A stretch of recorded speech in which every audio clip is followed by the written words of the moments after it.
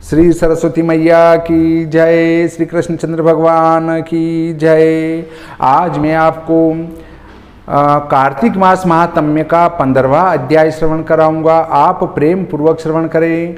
नारद बोले, वीरभद्र को गिरा हुआ देख रुद्र के गण भय से रण को छोड़ पुकार करते हुए शिव के समीप गए। इसके बाद कोलाहल सुनकर चंद्रशेखर वृषभ पर चढ़ हंसते हुए संग्राम को गए। रुद्र को आते हुए देख गण श्रीनाद करके फिर बाणों की वर्षा से दैत्यों को मारने लगे। दैत्य शिव जी को भयंकर देख ऐसे भागने लगे जैसे कार्तिक व्रत करने वाले को देख उसके भय से पाप भाग जाते हैं। इसके बाद जलंधर दैत्यों को भागे हुए देख संग्राम में क्रोध से हजारों बाणों को छोड़ता हुआ शिव जी के ऊपर दौड़ा। शुंभ निशुंभ अश्वमुख कालनेमी बलाहक खंगरोमा प्रचंड और घस्मर आदि दैत्य शिव के ऊपर दौड़े। शिव जी ने गणों की सेना को बाण रूपी अंधकार से ढकी हुई देख दैत्यों के बाण जाल को काट अपने बाणों से आकाश को आच्छादित कर दिया और उस समय दैत्यों को बाण रूपी बबूलों से व्याकुल कर दिया और प्रचंड बाणों के समूह से पृथ्वी में गिरा दिया। खड्गरोमा नाम राक्षस के शीर को क्रोध से फरसा से काट दिया और बलाहक नामक दैत्य के शीर को खड्वांग से 2 टुक कर दिया और घस्मर दैत्य को पाश से बांधकर पृथ्वी में गिरा दिया। कुछ बेल के सिंगों से और कुछ बाणों से मारे गए। दैत्य सिंह से पीड़ित हाथियों के समान संग्राम में ठहर न सके। उसके बाद क्रोध से व्याप्त शरीर जिसका ऐसे जलंधर ने वज्र के समान शब्दों से संग्राम में रुद्र को बुलाया। जलंधर बोला, अब मेरे साथ युद्ध करो, इसको मारने से क्या प्रयोजन है। जटाधारी, तुमको जो कुछ बल हो वह दिखाओ। नारद बोले, ऐसे कहकर 10 बाणों से शिव को मारा। वे शिव आए हुए उन बाणों को अपने पेने बाणों से हंसकर काट दिया। उसके बाद घोड़ा को, ध्वजा को और छत्र को 7 बाणों से काटा। कट गया है धनुष जिसका। और रथ सहित ऐसे जलंधर वेग से गदा को उठाकर शिव के ऊपर दौड़ा। तब शिव जी ने उसकी गदा को बाणों से 2 खंड कर दिया। वह घूंसा उठाकर मारने की इच्छा से शिव जी के पास गया।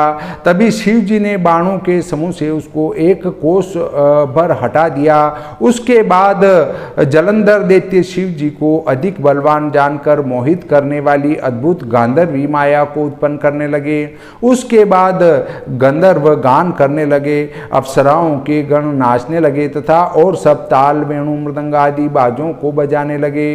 बड़ा आश्चर्य देख कर रुद्र नाद से मोहित हो हाथों से गिरे हुए शस्त्रों को भी न जाना। जलंधर दैत्य रुद्र को नृत्य गान की और एकाग्र मन हुआ जानकर काम से पीड़ित हो जहाँ गौरी स्थित थी वहाँ शीघ्र गए। महाबली जो शुंभ निशुंभ हैं उनको युद्ध में रखकर आप 10 भुज 5 मुख और 3 नेत्र तथा जटाओं को धारण कर शिव का रूप धारण किया। वह जलंधर बड़े बेल पर चढ़े हुए पीछे भव की वल्लभा पार्वती और शिव जी को आते देखा। सखियों के मध्य से उठकर उनके दर्शन के मार्ग में आई। वह दैत्यों का राजा सुंदर है अंग जिसका ऐसी पार्वती को देखा, वीर को छोड़ा और उसका अंग जड़ हो गया।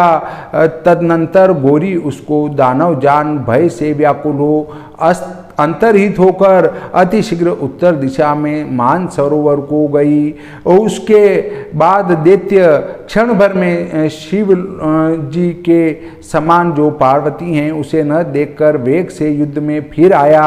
जहाँ शिव जी विद्यमान थे पार्वती भी उस समय मन में विष्णु का स्मरण करने लगी। उसी समय विष्णु को समीप में ही बैठा देखा। पार्वती बोली, हे विष्णु, जलंधर दैत्य ने जो अद्भुत कर्म किया, क्या इस दुष्ट का वह काम आपको विदित नहीं है। श्री भगवान बोले, उसके द्वारा दिखाए गए मार्ग अर्थात छल से वेश बनाने का जो मार्ग है हम भी अपनाएंगे। अर्थात जैसा छल उसने किया है ऐसा हम भी उसकी स्त्री से करें, अन्यथा पतिव्रता धर्म से रक्षित वह मारने योग्य न होगा।